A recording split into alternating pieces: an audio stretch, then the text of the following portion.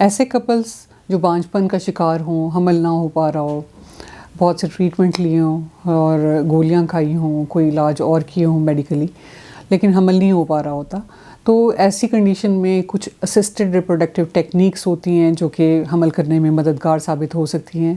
انہی میں سے ایک ٹیکنیک IUI یعنی انٹرا یوٹرائن انسیمینیشن ہے.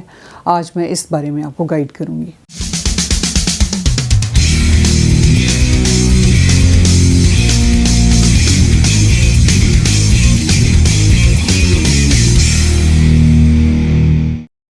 السلام علیکم، میرا نام ڈاکٹر صباحت خان ہے. میں ڈاکٹرز ہاسپٹل اور عمر ہاسپٹل جوہر ٹاؤن لاہور میں as consultant gynaecologist and IVF specialist practice کرتی ہوں. میرے پاس بانجھپن کے علاج کے لیے بہت سے کپلز آتے ہیں. کافی ٹریٹمنٹ بھی لے چکے ہوتے ہیں، بعض اوقات فیمیل پارٹنر ٹریٹمنٹ لے چکی ہوتی ہیں، بعض اوقات میل پارٹنر ٹریٹمنٹ لے چکے ہوتے ہیں، لیکن پریگننسی ہونے میں کامیابی نہیں ہوئی ہوتی. تو ایسے کیسز میں ہم ان کو اسسٹڈ ریپروڈکٹیو ٹیکنیکس آفر کرتے ہیں، جس میں سے ایک ٹیکنیک IUI ہے یعنی انٹرا یوٹرائن انسیمینیشن. یہ ایک ایسی ٹیکنیک ہے جس میں ہم ہسبینڈ کے اسپرمز کو سلیکٹ کر کے فیمیل کے بچے دانی کے اندر یعنی یوٹرس کے اندر ٹیوبس کے قریب چھوڑ دیتے ہیں، جس سے پریگننسی ہونے کے چانسز بڑھ جاتے ہیں. یہ ایک نیچرل طریقے کو میمک کرتا ہے، یعنی اسی طرح کا طریقہ ہے لیکن تھوڑا سا ایڈوانسڈ ہے.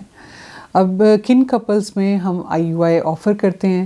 ایسے کپلز جو انفرٹیلیٹی کا شکار ہوں اور ان میں کوئی کنڈیشن، کوئی ہمیں وجہ معلوم نہ ہوئی ہو، یعنی ان ایکسپلینڈ انفرٹیلیٹی ہو، یا پھر ایسے کپلز جن میں کوئی اریکٹائل ڈسفنکشن ہو جس کی وجہ سے ہسبینڈ وائف آپس میں تعلق قائم نہ کر سکتے ہوں، یا ہسبینڈ کے سیمن میں کوئی مائلڈ سا ڈیفیکٹ ہو، جیسے اسپرمس کی موٹیلیٹی کچھ کم ہو لیکن مورفولوجیکلی یعنی بناوٹ کے لحاظ سے نارمل اسپرمس موجود ہوں، کاؤنٹ کچھ کم ہو اسپرمس کی، تو ایسی کنڈیشن میں بھی IUI آفر کیا جاتا ہے. بعض اوقات کچھ ایسی کنڈیشنز، میڈیکل کنڈیشنز جس میں انفیکشن ایک پارٹنر سے دوسرے پارٹنر کو ٹرانسفر ہونے کا رسک ہوتا ہے، تو ان کنڈیشنز میں بھی IUI کو پریفر کیا جاتا ہے کہ IUI کے ذریعے سیمن فیمیل کے یوٹرس کے اندر ڈالا جائے. بعض اوقات کچھ سروائیکل فیکٹرز ہوتے ہیں جس کی وجہ سے پریگننسی نہیں ہو رہی ہوتی. بعض اوقات سروکس سے ریلیز ہونے والا میوکس اتنا تھک ہوتا ہے کہ اسپرمس اس میں سے گزر کے یوٹرس کے اندر نہیں جا سکتے. یوٹرس کے منہ پہ یعنی بچے دانی کے منہ پہ، جسے ہم سروکس کہتے ہیں، بعض اوقات آپریشن ہوئے ہوئے ہوتے ہیں جس کی وجہ سے اسکارنگ ہوئی ہوئی ہوتی ہے، ڈسٹارٹیڈ سروکس ہوتی ہے، وہاں سے بعض اوقات اسپرمس یوٹرس کے اندر نہیں جا سکتے. تو ایسی کنڈیشن میں بھی ہم IUI آفر کرتے ہیں.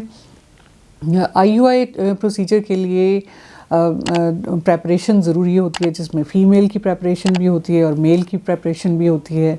کچھ ٹیسٹ کیے جاتے ہیں یہ ٹریٹمنٹ کرنے سے پہلے ہارمونز کے، تاکہ گڈ کوالٹی ایگز فیمیل کے بنے اور اس ٹائم پہ میل کے اسپرمس کو ہم یوٹرس کے اندر انجیکٹ کر دیں.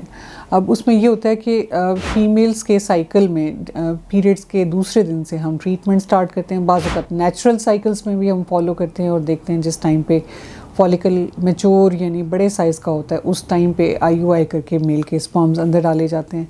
بعض اوقات ہم منیمل اسٹیمولیشن دیتے ہیں، یعنی کچھ میڈیسنس دیتے ہیں، دوائیاں دیتے ہیں، اور اس کے ذریعے انڈوں کو بڑا کیا جاتا ہے.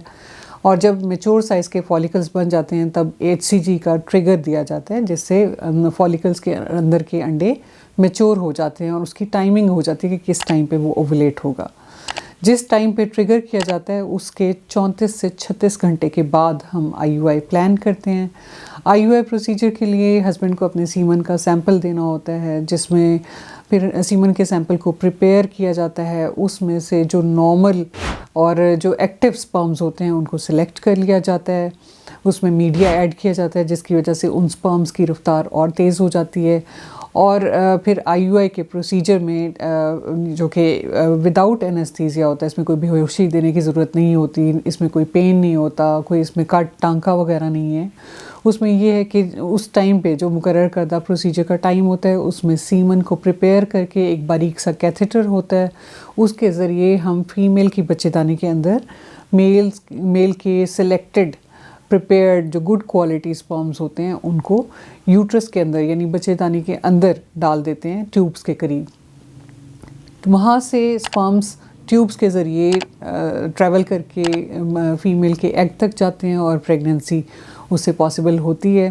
اس کا ایک فائدہ یہ ہے کہ جو سروائکل فیکٹر ہے، کوئی انفیکشنز ہیں، کوئی میوکس تھک ہے، کوئی اور ریزسٹنس ہے، تو وہ اس سے اوور کم ہو جاتی ہے. یعنی اسپرمز جو قدرتی طور پہ اندر ٹیوبس تک نہیں پہنچ پا رہے ہوتے، ان کو سروکس کو بائی پاس کر کے، یعنی وہاں سے گزار کے پھر کیتھیٹر کو ٹیوبس کے قریب ان اسپرمز کو اندر چھوڑا جاتا ہے. جب آئی او آئی کیا جاتا ہے تو نیچرل جو ٹرائی کیا جا رہا ہوتا ہے پریگننسی میں، اس کی نسبت سکسیس کے چانسز 10 سے 20% زیادہ ہوتے ہیں. اور یہ ان کپلز کو ایڈریس کیا جاتا ہے، ایڈوائز کیا جاتا ہے جن میں مائلڈ فیکٹرز ہوتے ہیں، جن میں کوئی سویئر پرابلمس ہوں، کوئی اوولیٹری ڈس آرڈر ہو، ریزرو کم ہو، ایسے میلز جن میں اسپرمز کی کاؤنٹ بہت زیادہ کم ہو، مورفولوجی نارمل جو ہے وہ کم ہو، یا پھر جو ایکٹیو موٹائل بالکل بھی موجود نہ ہو اسپرمز، تو ایسے کپلز کو پھر ہم IVF سجیسٹ کرتے ہیں.